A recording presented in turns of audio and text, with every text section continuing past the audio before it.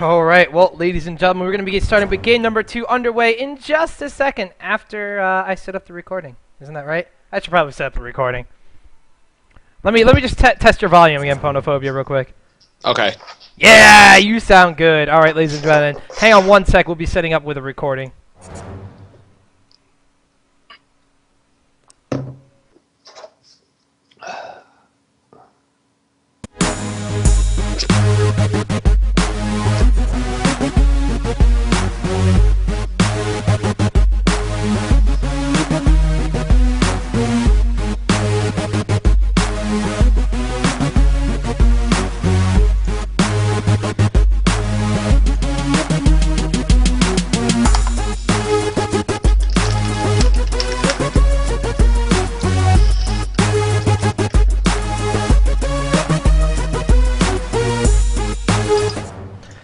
Ladies and gentlemen, thank you once again for tuning in to the ggClassic, sponsored by LeagueCraftGaming.StockExchange.com, and of course, the amazing people here at GG Chronicle. Joining you once again for game number 2 of Team Cursed Gaming versus Team Brute Force is myself, Optimus Tom, and my partner in the casting kill lane, Mr. SK Ponophobia. I should sound much better this time around. I am really hoping for so. Everybody. I'm really hoping so, because your little volume thing on XSplit is now actually peaking up at the maximum, so. I had to move my mic away, too, because I was about to blow Tom's ears off. This is indeed what was going to happen. But ladies and gentlemen, we've already gotten picks and bans underway. Curse is currently up 1-0 against Team Brute Force. Curse has opted to be given the blue team again, I believe, by Team Brute Force, as the rules state. So blue team, once again, going to be Curse Gaming, whereas purple team is going to be Team Brute Force. And we see very similar bans coming out from this game, although it looks like Brute Force has gone for a little bit different, but I'll let you cover Brute Force, Ponophobia. I'm going to quickly tackle Curse Gaming, who has banned out once again Cassiopeia and Kennen, pretty much for the same reasons. Going to be that those middle or top champions, Kennen possibly even an AD bottom lane character, that are really going to be super, super annoying. They could deal a lot of damage. Kennen has stun proc. Cassiopeia has an AoE stun or slow in her ultimate and deals damage over time. And Morgana being banned out because we saw Team Brute Force picking up a solo middle Morgana from last game, and I guess they really didn't want that AoE stun going off, as it did spell doom for Curse in one or more team fights. So, ban it out to Morgana, not a bad choice. Not at all. We see Brute Force over here picking up Shen first. They did pick that same ban first last time. Now swapping out their Kog'Maw ban for an Udyr ban, as they don't want to have to deal with that at top. They pick another Aurelia. They saw how great Tiger Stance would be, as we had talked about before the cast. And of course, Ryze, another champion, more than likely another Sidco targeted ban, where they don't want him to be able to sit in the middle. And once he gets a little farmed up, you pop that ultimate, and you're just blowing everybody up. Definitely, definitely. I want to say something right here quick. Maokai. Maokai. Not Maoki. Maokai. There you go. Wow, I couldn't believe that you actually could say that, but we do see elements for Curse Gaming picking up a jungle Maokai, most likely, in his team composition, and then right away Team Brute Force is going to be picking up Janna and Kog'Maw. Not banning out Kog'Maw this time. They are opting to take the little voidling-like dude that likes eating everything. And as I said, I was really surprised to see them picking up Janna as their support, but banning out Kog'Maw, as they normally see Janna and Kog'Maw being part of this protect the Cog kind of team composition. But now that Morgana is banned out, I don't know how effective it's going to be for them. I like Janna. I like a Janna Kog'Maw ban here, or picking the bottom, but I also like what Cop and Polbutcher have picked over here for their team, as we have a Tristana Leona. We usually see Tristana run with a Taric or an Alistar, but Leona does pretty much the same thing, and she can engage a lot better than either of those champions, as she, with her E, will fly through every creep, hit the last champion in the line that she throws it down through, and then she can stun, do massive burst damage at level 3 and 4 with that W proc of hers, and also she'll have an extra stun from her ultimate. So lots of stuns for this other team, as Maokai will have Twisted Advance to be able to get in there and stun anybody. And once everybody moves up in a round together, that Leona ultimate will just cancel everything out. Now, we do see over here on Eve pick. Eve is generally heralded at, when they get picked, as a placeholder pick, so I'm not sure if we'll be restarting the game after this. And we'll have to see, because sometimes people do and do not have certain champions for each other, and they may just wind up picking Evelyn to be like, hey, this is supposed to be this champion, and they'll talk about it in chat or something, and that's what's going to be. But if they do have an Evelyn pick, oh, I'm going to be the happiest caster in the world, Pornophobia. It never happened. It is definitely meant to be something else. Are you sure? Because I could see I'm 100% positive. I could see a solo top Evelyn coming out from Brute Force. I don't think it's going to go very well against top lane, what we have over here, Vladimir. I don't know. I mean, Evelyn with that Ravage going to be shredding his magic and armor resistance. She has that hate spike to keep him down, and Vladimir can't transfuse off what he can't see. If he plays him anything like you never even get invis, and then you get raffle stomped if you're level 2. So we never see Eve go in top lane by any pro team ever.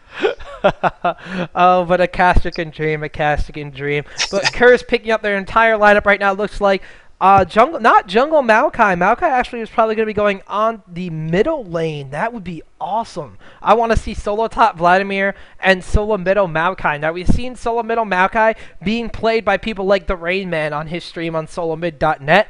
And even though the Rain Man likes to get, like Spirit Visage and Chalice of Harmony and none of these damage-dealing items, it is such a pain in the neck to lane against him as that Maokai, as he is never going to die, and he's never going to be pushed out of lane. So solo middle Maokai against this Ahri.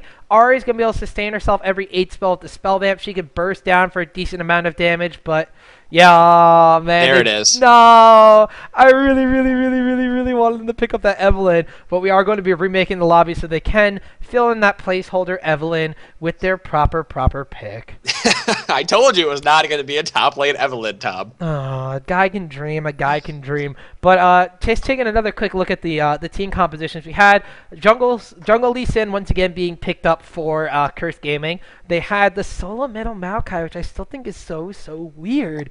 Not weird, but so good. You don't see it that often. That's the thing.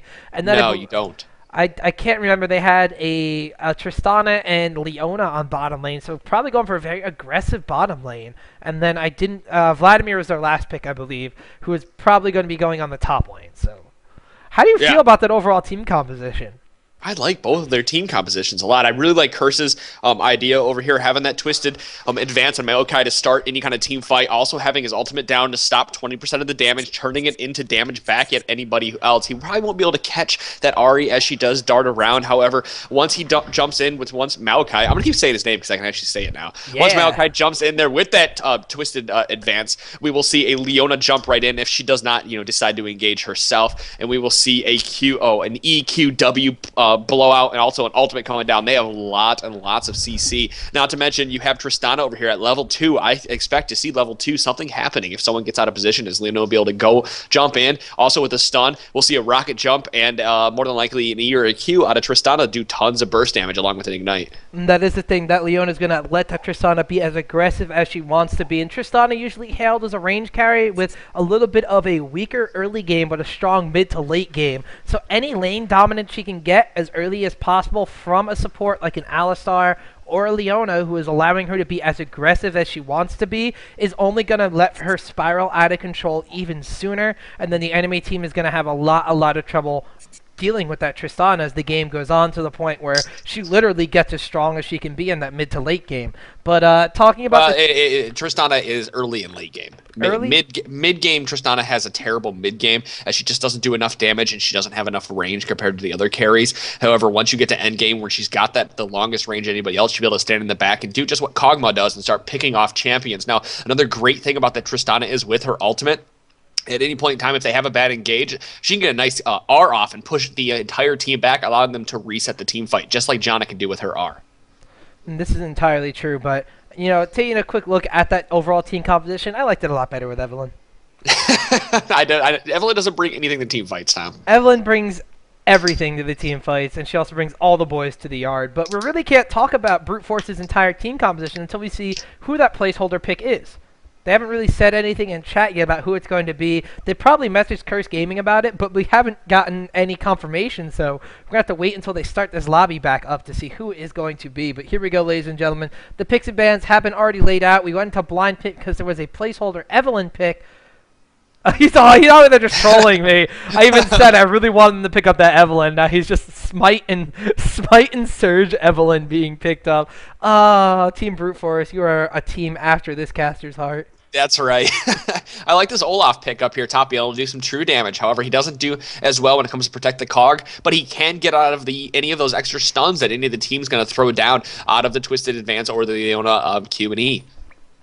Yes, he's a very, very beefy champion. That rework on his ultimate make him super, super resilient and tanky. Oh. And there it is. That's a very good pick here. He's a very strong counter jungler, be able to keep Lee Sin, down in the jungle as much as he can. Actually, look at this Maokai going with not going to be middle Maokai. It's going to be middle Vladimir and top Lee Sin. Ooh, that's very interesting. You see, we were thrown off by the fact that they were going to switch around their picks and stuff. So I was really excited to see solo middle Maokai. I was really excited to see solo top Evelyn. But, jungle Shyvana makes a lot more sense. And that solo top Lee Sin has become a very, very popular choice. We saw Voyboy playing a lot of it if his Aurelia was picked away or banned away from him when they were playing at IEM Hanover. We've seen Hotshot GG actually practicing his solo top Lee Sin. Dyrus, now a member of TSM, has been practicing his solo top Lee Sin. So really expanding the Blind Monk's utility as he can be a jungler who also counter jungles extremely well, or he can be this very powerful top laner that some people have been playing kind of like a Shyvana, where if he has the opportunity to do so, he can go directly into the enemy jungle and still continue his powerful counter jungling. Absolutely. We'll probably see over here as Maokai will start at race, but Shyvana being that strong counter jungler she is, she could actually walk down and take the red buff from Maokai as he's going to probably start race and walk over to blue unless they decide to counter jungle early, as they will have a initiate from Elements and his Leona. Do we see Elements going over here into the support role now instead of, who was it, Crumbs last time playing it? Ooh, no, it's because Curse Crumbs, their normal jungler, is now part of their roster, and they had Liquid, their team manager, who used to play support Liquid for them, was playing support last game. But now Elements, he likes those interesting support choices. Normally likes playing Janna a hefty sum. Now going on Leona since, Team Brute Force has his Janna most likely. But I kind of want to stick on this Shyvana thing. A lot of people I've seen people saying they don't have a very good protect the cog comp. They don't have a lot of CC, kind of like Galio or anything. But Shyvana with that R is going to do a fantastic job of pulling people away once they get close. She can even initiate pulling people back toward the cog. We'll have the charm and the charm out of Ari to keep anybody off it, and Janna with a tornado and an ultimate. Cog is going to be able to stand in the back as long as he isn't getting caught by that Elements Leona at any point in time. He'll do a fantastic job of standing in the back and picking people off. So I do like Purple Team's team comp quite a bit here. Yeah, that Olaf is literally just going to be able to charge in on their carries and all the squishies and just lay down the deeps on them too. So unless they want those squishies falling away from the fight and trying to trade their squishy for the Kog'Maw, it's a little bit of a different kind of protect the Cog. That Shyvana has the Dragon form we mentioned to pull them out of the way. That Olaf can just make a beeline for everybody, resisting all the crowd control that Blue Team does have. Everybody on the team except for Vladimir has some sort of crowd control effect, and even Vladimir has the slow AoE on his pool effect. So having an Olaf to just charge through 5 members CC onto that Tristana and just chase her down, that is going to be ridiculous. That Olaf can't be disabled. He just can't be targeted by them at that point. And they're going to have a very interesting choice. Do they protect their own Tristana or leave her up to her own devices and fall onto that Kog'Maw?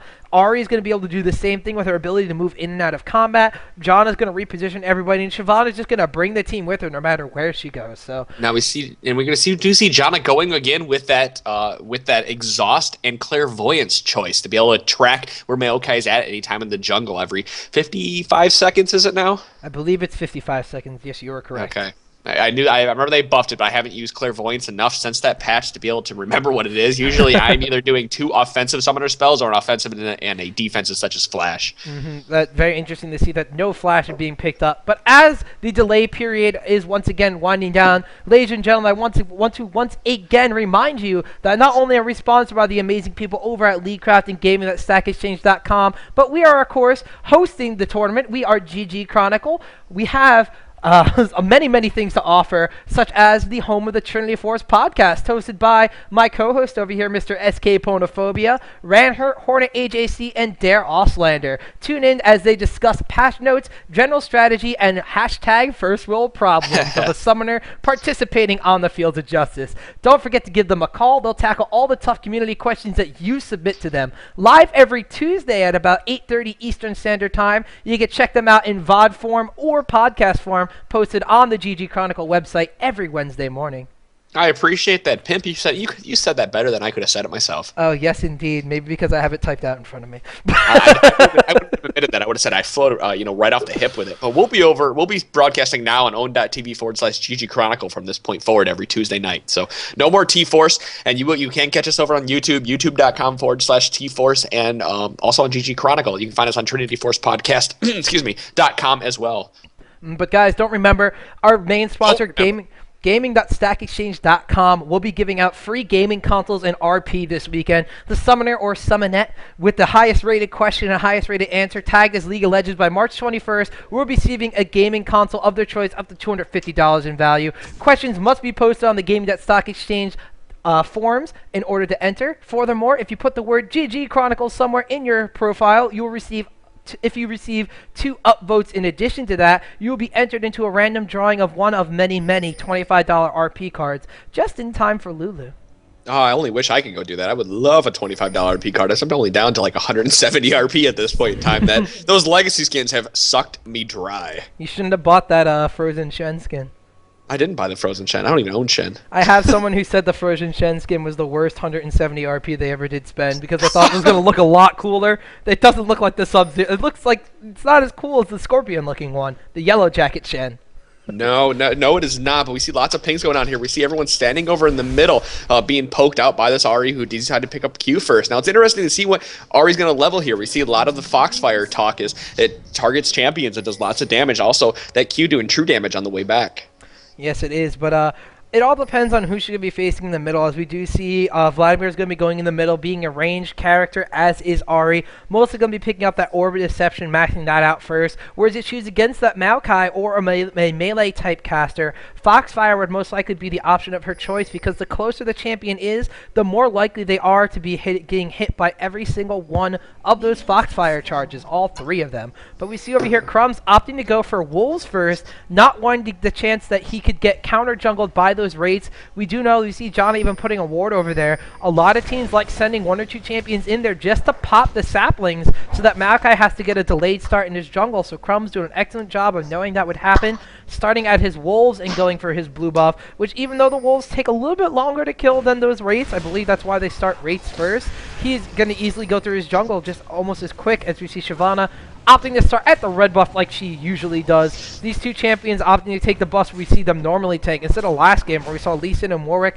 kind of swapping the buffs you would want them to have at level 1 or 2. Yeah, we'll have to see over here if he decides to go for an early level 2 gank now. Shyvana is down to just under half life, but it looks like she's going to stop and go for golems instead. I keep wanting somebody to go for a level 2 gank, but no one has decided to go for it. No one's going to be ballsy enough. No, unfortunately. But this Shyvana having to already pop 3 of her 5 health potions, I don't know if that's a misclick or what, but you normally don't see her using that many health potions, whereas Elements opting to... Crumbs is jungling this game. Wow, sorry. Crumbs actually decided to start with 2 health potions instead of 1 on top of that health regen pendant, the regrowth pendant, so he's either spec for mastery to that, and he definitely did not wait in base for it, as we saw him laying out those saplings over at the wolf area. So specking into utility for his Maokais, where we normally see him specking heavily into defense, but this Shyvana now hitting level 3, it looks like she might be posturing for a gank in the middle. It is not a level 2 gank Ponophobia, but I'm equally as excited to see an early level 3 gank from the Shyvana. She's just actually poised and waiting, maybe even waiting a little bit too long for this Vladimir. Yeah, Vladimir's not going to push up. The lane wasn't pushed out enough for him. Not to mention he has that sanguine pool, so even if the gank came down, he'd probably be able to walk out of there. But he has opted for no flashes. He's running Heal and Ignite in the middle. Ooh, you see, which we had not talked about that. No, that's why I thought he was actually going up top, because it's a common composition you see a top champion like a Riven or even an Olaf to take that heal and ignite combo. But now we see Shyvana right away go over some counter jungling. She couldn't get the gank down in the middle lane, so she's just opting to go straight for the counter jungle on those rates. Ahri, meanwhile, with a lot of burst damage on Vladimir, he even has to pop his summoner heal. Sitgo's taking so much damage from Ahri in the middle. It's, the unfortunate side effect of running a Tristana down bottom lane is her E does, every time she kills a minion, she does damage to all the other minions around her, pushing the lane out, as you can see up here, and Kog'Maw not be able to push back until probably around level 5 or 6, be able to really keep up with that Tristana. He just needs to get a few items under his belt. Yeah, as we can see, forcing that Kog'Maw back to his tower because of that passive is going to be getting Tristan a little bit of a CS lead. But we see Shyvana donating an early blue buff to this Ahri. Ahri already showing that she can harass down that Vladimir in these early stages of the game. That blue buff is really going to be a burden for Sidco in the middle lane. As Vladimir already having trouble with Ahri, he's not going to be able to sustain himself. He might actually have to go back soon. He already popped that summoning heal early. We even see up top here that Olaf just trying to do his best to harass down on Lee Sin, but that Safeguard Iron Will, he has one of every single skill level, is going to be doing enough work to keep him alive. But we saw over here Shyvana now getting counter jungle by Crumbs, that Maokai going in double buff. Oh, even popping a flash, and that is going to be enough to pick up first blood, as Shyvana is going to be going down in her own jungle. Slayer on top on that Olaf, not able to really get down in time to do anything. Actually, you see here, now Ahri laying down the pain as Sidco is going to get a kill. I'm sorry, to get killed by that Ahri, so evening it out. Yes, Maokai got first blood in the jungle, but now that Ahri, like I said, that blue buff, Vladimir really just can't contest with the amount of spells she's going to throw out at him. No, he has to be very good at dodging skill shots, and also that Foxfire of doing lots of damage as it does target champions first over anything, but she is opting to level Orb Deception over Foxfire, which, you know, is the generic build you see a lot of times picked, and it's not a bad build at all. It definitely is not. We see over here this Shyvana. I don't know if she's getting cover from that Olaf to see if anybody was at her mini golems, but her and Olaf going to the same place at the same time. Actually burning her smite down on there. I don't know if... I don't know. There's no buffs going to be coming up for a couple minutes, so I don't think it's too much of a big deal. But it's just very interesting to see her blow that smite on a big golem, even though it wasn't dead yet. So we see Crumbs meanwhile returning to his jungle. Vladimir now has returned to his lane with an Amplifying Tome, Boots, and he has 4 health potions in addition to Wards to make sure he is not going to be getting ganked. That Ahri still with the remains of her blue buff. That's actually not a little bit more than halfway done, so she has that for a decent amount of time still. Going back, she has Sorcerer's Shoes, and she has a Doran's Ring on top of that. So that Ahri, oh my gosh, has such an advantage in the middle lane already. Yeah, you know, top lane, Polterbuilder doing a fantastic job against this Olaf up here. He hasn't even had to use a pot yet, as he has 5 health potions and cloth armor and boots of speed. So he's really bullying this Olaf, who I figured the Olaf would be able to bully the Lee Sin. Look at how much damage he's putting down there with that combo, taking Olaf to half-life, forcing him to blow a couple potions there to keep himself alive. Yeah, Slayer not being the super aggressive Olaf that we usually like to see. He does have three points into that Reckless Swing. He's going to be dealing true damage on the Lee Sin. But you have to remember, Safeguard Iron Will, leveling that up first at level 3, he's going to be able to activate that to get a shield on himself, activate it again to gain himself lifesteal. So that he's just going to have so much more sustain over this Olaf, who literally has to hurt himself in order to deal the majority of his damage onto Pobulter's Lee Sin. You know what I like over here real quick? This gank up top? Now, yes, this gank up top. That's what, I was getting there to say about that too. Pobulter doing a fantastic job of taking out Olaf, even though Shyvana had come in here to try to stop it. So leveling, just as you were saying, leveling up that Iron Will and the Safeguard Iron Will is really protecting him very well. Look at how much shield he gets off of that at level 3. Actually, he might actually be dealing some decent damage on the Shyvana, but that burnout might be too much for him. It looks like he's trying to push it. Shyvana popping the ultimate, though. Pobulter's super low. We see Ahri come up from the middle, burning her ultimate. They want to pick up a kill on the Pobulter. She still has 1 stack of the ultimate left, and she's going to pick up the kill, using all 3 skills at the same time. That looked very cool, actually. That did look. That's another thing that Foxfire targeting champions, even at level 1, will be able to pick up a kill on an almost dead Lee Sin. So we see 2 of the blue team walking over here as Crumbs and Sidco are going to walk in. I'm not sure if they're going to counter for that red or if they want to catch somebody. Looked like they were trying to catch that Ahri, but she took the high road and they took the low road, and she got to Dublin before them.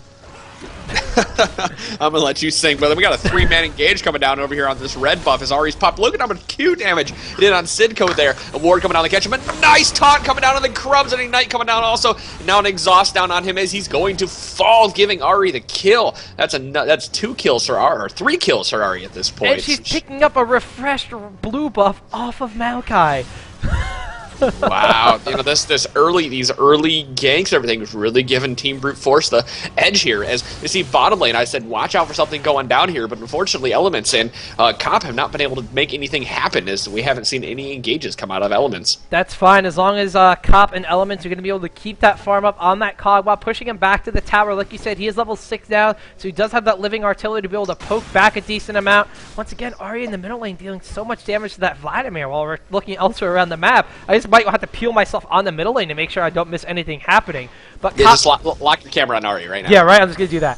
But Cop just doing so much in the bottom lane to push that Kog'Maw back, and I literally have the camera locked on Ari right now, just you can't see it, but I do. But Cop doing. There we go, an ultimate coming down, another rocket jump, and now it's an E into a Q, onto an Ignite going down, a flash popped out of Kog'Maw into the wall. Is that going to be enough to kill him? Yes, it is. Cop picking up the kill thanks to that Leona and Tristana combo that we had talked about. Yeah, I was going to say, just keeping him pushed back into the tower was going to be enough, because Tristana was just barely out farming him in CS, but now definitely going to get a lead as they're just waiting for an opening in order to go in.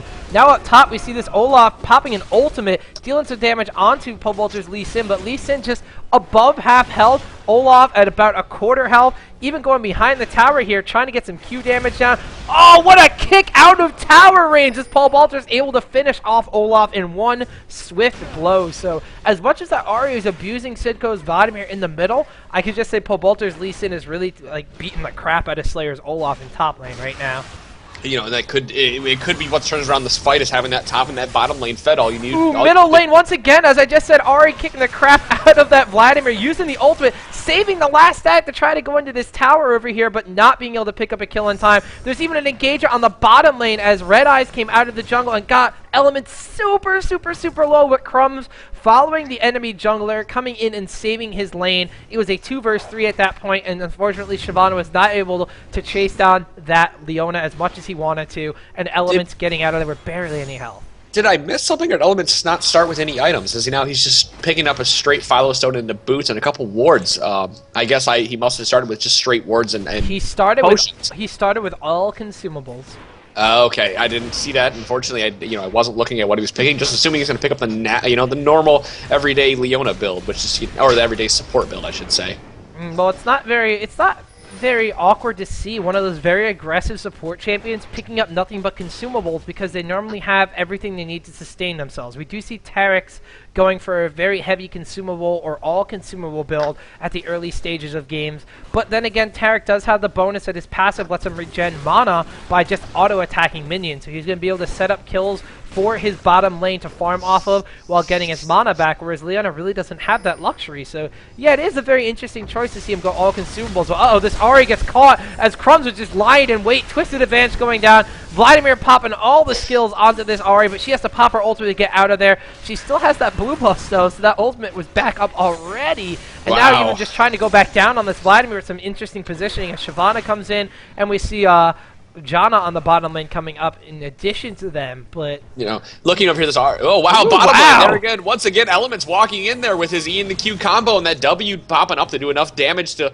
allow. Now, one thing that a lot of people don't know about, actually, I'm going to go here to the top lane, defer up to you, as Shyvana runs in here with the burnout onto Pulvelter, who's now going to dash away thanks to his Q onto a minion, and giving himself the shield from that Safeguard Iron Will.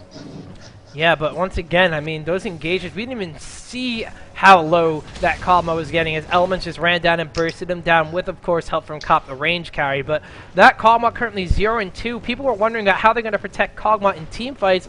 I don't know if this Janna's going to be able to protect Kog'Maw from the aggressive bottom lane of Cop and Elements, let alone from team fights.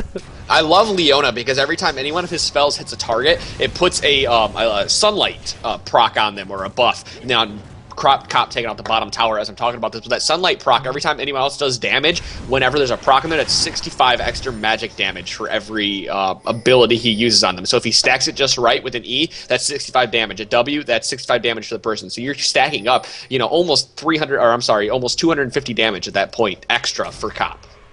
This is true, and that's going to be compounded with the fact that Curse Cop's E is not going to let them heal and deal a slow damage over time, so it makes Curse Cop's E really do burst damage. We see Vladimir trying to get a pull and ultimate down on Ari. Ari running back to the rest of her team is not going to be doing enough damage. That was not actually an ultimate, that was an Ignite coming out on Ari. I'm sorry, they have very, very similar animations as they both kind of go inwards on the champion, but yes. Ignite not really being able to take her down. Crumbs still trying to babysit this middle lane as they do know that it is the problem, as we've seen Shyvana constantly going top lane to try to counteract the fact that she needs to babysit the top lane, because that has been the problem for Team Brute Force right now. But we see that Ari with a Hextech Revolver already getting so much sustain. Vladimir now being forced back, has his Hextech Revolver, actually picking up a Negatron Cloak in addition to Sorcerer's Shoes too, so he's had a chance to go back a little bit more. This Ahri constantly getting ganked is now starting not to farm up as much as she was before, opting for a double Doran's ring composition with about 800 still in the bank. Lee Sin's minion pushes down this tower while I'm busy talking about everything else going on the map, but we have a pretty exciting action-packed game too so far, Ponophobia. Yeah, we'll have to see what happens in middle game here if we're going to have another 15-minute of them bouncing or jumping around on each other and playing footsies. But we see over here Sidco being caught out, having to pull that Sanguine pool to get away. He sees that Red Eyes is walking in here, has to walk out, putting a ward in that bush now, trying to do any kind of pokey cannon. Purple team, we see Elements coming up here to try to stop this. Crumbs is going to stand onto that dragon and try to kill it. We see Elements still walking into Red Eyes. Sidco is also charmed at this point. Now a flash coming out into a twisted advance onto Red Eyes, who now has an exhaust scout on him. An Ignite being picked up, but Crumbs looks like he's going to get taken out. A heal blown from Curse Cop, not on the Crumbs. Now, oh my god, a nice flash over the wall. Look at that.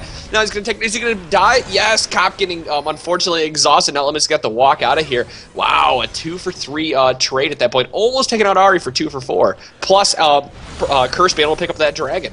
Ooh, but the fight is not done yet. This Vladimir and Leona are going in on Janna and Ahri. Leona and Ahri extremely low. Meanwhile, Lee Sin pushing down that tower, like you said, 15 minutes in. 2 towers down in top lane, but it looks like Janna running the wrong way right now. She's going to get taken down by Vladimir as he does pop that Tides of Blood to pick up the kill. But at Ahri, as you saw, she went over here by this wall and stopped for a second. You thought she was going to flash her ultimate, but both are on cooldown. She went over to the wall to get shielded so she could live.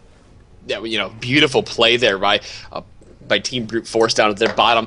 Unfortunately, it did not work out as well as I thought it was going to for them. As they did, it was about a 4-for-2 exchange there, a little delayed it there, as Janna knew she's going to die, trying to force everybody away so Cog could walk out and live. You should go walking the tower range, getting taunted. That is not where you want to be as a Vladimir. Siobhan is going to chase him away. Ahri's still chasing down, and she has that perpetual blue buff still on her.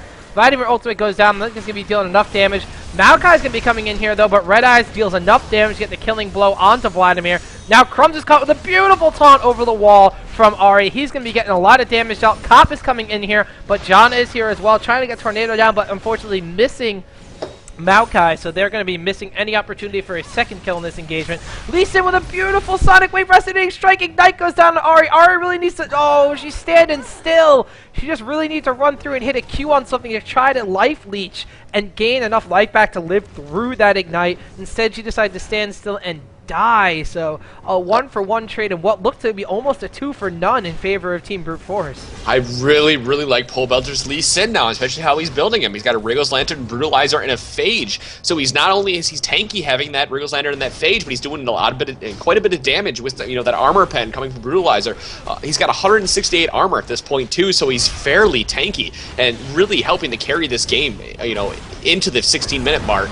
Yeah, see, it looks like Shyvana getting a Dragon Form against the wall on Lee Sin, but he's going to ignore that and go straight onto Janna. Now that he realizes he's taking too much damage, he's going to fall behind Elements and Cop as they continue to poke away at a dragon with a gun. I don't know how much damage it really does, but apparently it's enough for Shyvana to back off. So, ladies and gentlemen, if you get confronted with a dragon, pick out a gun and we'll try to have it run away. But now Curse is doing the same thing they've done. They pushed down this top lane in an extremely quick fashion. Now you can push down this middle lane about 2 minutes later. The last lane left is this bottom lane second tower. This Cogba still trying to do his best to farm up against 119 CS. Now just surpassing that Tristana, but Tristana having a BF sword and a pickaxe makings of an Infinity Edge. Now picking that up in addition to an additional dagger, addition to an additional.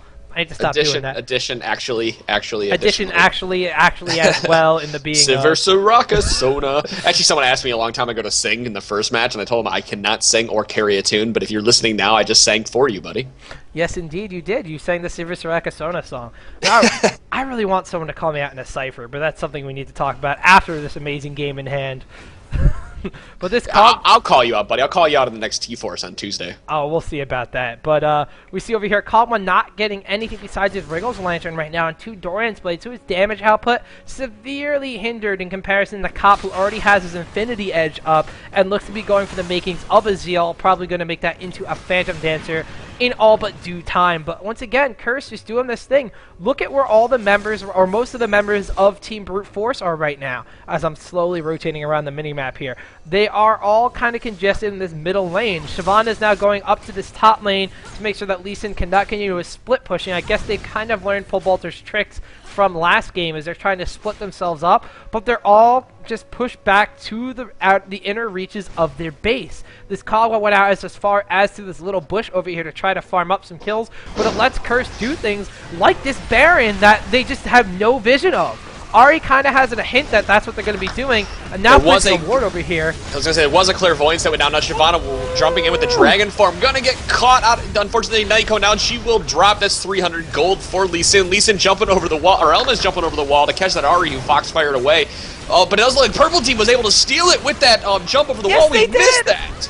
They stole it with the jump over the wall. Holy crap. Kagwa's in trouble now, though. It is only a 2 against 3, and Vladimir is still alive. They stole that dragon, but at what price? Is Pobolter going to kill Lee Sin? No! Oh, man, that shield from Lee Sin just keeping him alive. Oh, man, they stole Baron from Curse. But Curse annihilated 4 members for the price of 1, the one being their support character. And now Curse, they're just going to clear the jungle. Look at the ward dominance they have compared to Team Brutal Force. Look at that. It's like night and day on the minimap. They just have complete dominance of the game right now. Was the steal awesome? Oh my god, it was. I couldn't even resist letting out a squeal at that point while you're trying to do the team fight. But just Team Brute Force putting the Baron buff as the priority, but now they're just behind because they took the Baron buff, but they lost 4 members for it, and unfortunately that only means the only one left with Baron buff is Janna. And that's not going to. You don't really need it on. No, it's not really going to do them any good. They basically fed 4 kills and a bunch of lane dominance in order to steal a Baron buff for their support character. I really like this how Elements is playing at this point. The stuns and not to mention all the sunlight procs has really been helping that team out. It helped out that team in that last team fight, even though that they had Baron, and he's picked up boots of mobility, so he can walk around the map much quicker. We'll see down here. Dragon is back up. His Cop and Elements are going to go ahead and try to take it down as quickly as they can. Probably go down the next minute to go back up at 28 minutes. No, actually, it'd be 27 minutes. You're 27 minutes. Yeah. Yes, I was thinking 22, and I saw 21. You're a minute ahead. You're a minute plus 90 seconds ahead of the delay on our 3-minute delayed cast. Castception. Castception. That's right. Ooh, even Maokai going over here, just throwing random saplings, knowing that Shyvana was over there. She just kind of ran behind their tower, just pushing her back. But there's enough creeps over there to make sure she's out of there okay. But him and Pobolter protecting this tower, and let me just point this out. The lane dominance that Curse has is so great right now. They still have every single tower up on their side of the map. And the biggest tower to have the most damage on it right now is their middle tower, which has above half health still. And that was the exact same thing that would happen in the first game. That middle tower was almost dead, but they were able to keep it up. Actually, the middle tower last game had a lot less life and stood up the whole game.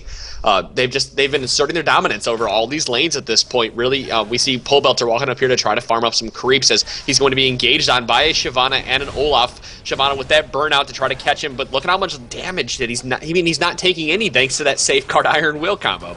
It's just insane. And right now he has a Frozen Mount, he has a Null Magic Mantle, I'm sorry, not a Null Magic Mantle, a Negatron Cloak, he has that Wriggles Lantern, and that Brutalizer. Ari trying to go in to make something happen. She's going to get caught out of position as the entire Curse team is there.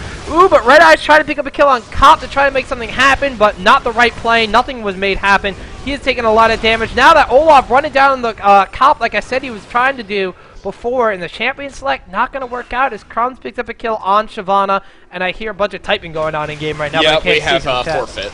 Ooh, so it looks like Team Brutal Force is going to wind up surrendering. They just got a little bit out-pushed that game and a little bit outplayed as that Olaf wasn't able to do what he wanted to, and it just resulted in Curse taking a 2-0.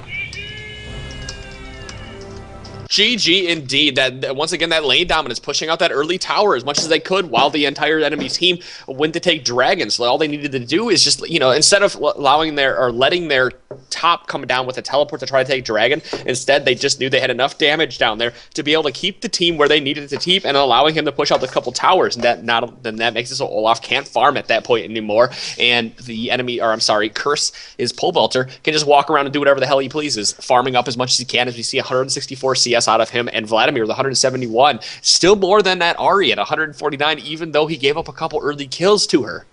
And the real moral of the story here is Lee Sin literally, on the money, doubled Olaf's CS. In addition to being 8-1 to Olaf's 1-5, Olaf just never got to be as durable and tanky as they wanted him to, as we saw at the ending team fight right there. Slayer just tried to run into Cop, who was already at low HP, popping the ultimate, ignoring the crowd control, but Cop was just so farmed up at that point that he just stood there and shot Olaf until Olaf was dead. So Olaf wasn't able to absorb enough damage to dish out enough damage onto that range carry. And excellent warding job by Crumbs and Elements the entire game. They both got Oracle's elixirs very, very early. I don't know if you pointed that out or not, but they really shut down the vision as soon as they started pushing.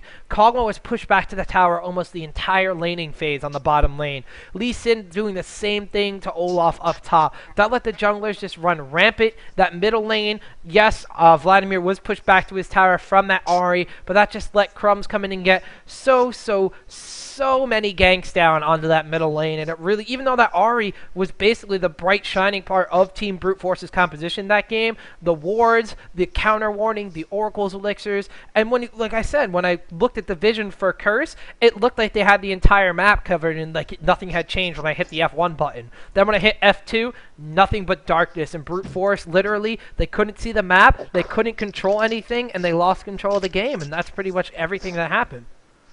It was a great game. You know, if you guys have any questions about why anything happened, instead of asking us, we encourage you to go check out gaming.stackexchange.com. They're a fantastic video question and answer site. Not only do they do League of Legends questions and answers, they will do any other game that you might be playing, Mass Effect, you know, if you're still playing Gears of War, if you have questions about Call of Duty, whatever you got, go in there and tag it. However, for this specific tournament, they are running a giveaway at this point in time, so you can win a console by posting a question and getting the most upvotes between now and the 21st of March, which is this Wednesday. At the same time, you can go in there and start answering questions. So if you know why Malachi started over at Wolves instead of Wolves instead of Race, and you get the most upvotes, you're going to be in the running for a $250 console of your choosing. And don't forget, ladies and gentlemen, if you put the word ggClassic somewhere in your profile and you receive at least 2 upvotes on, I believe that's 2 separate upvotes, on a comment or a question that you place, you will be eligible to win a randomly distributed $25 RP card from gaming.stackexchange.com. And like you said, Ponophobia, awesome website. Everybody should definitely go.